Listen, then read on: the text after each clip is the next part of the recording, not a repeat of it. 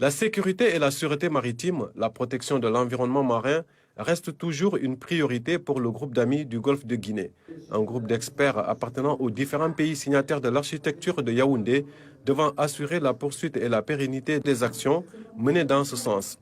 Il est question aujourd'hui, au cours de cette plénière, de mener des réflexions pour son financement. Sur les 6 groupes de travail du groupe des amis du Golfe de Guinée, seul celui portant sur les ressources financières est en léthargie.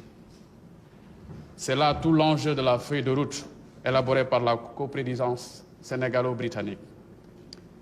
J'ai saisi cette occasion pour réitérer nos remerciements au gouvernement britannique pour le choix porté sur le Sénégal pour conduire ce processus annuel. L'architecture de Yaoundé est un code de conduite qui implique les pays membres autour d'un idéal. La gestion de la sécurité en milieu marin, notamment dans le golfe de Guinée. Son financement et sa mise en œuvre s'imposent aujourd'hui comme un impératif au regard des nombreuses menaces qui règnent en permanence. Pour contrer les menaces qui se posent au golfe de Guinée, nous avons besoin, en priorité, d'une mobilisation accrue des acteurs de la région, comme l'a si bien relevé la feuille de route précitée.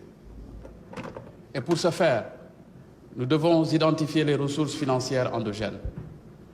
En outre, l'élaboration d'une gouvernance institutionnelle appropriée s'avère comme une nécessité en vue d'une meilleure prise en charge des questions maritimes qui sont, somme toute, transversales. Cette réunion de travail est consacrée à la recherche de financement pour la mise en œuvre de l'architecture de Yaoundé.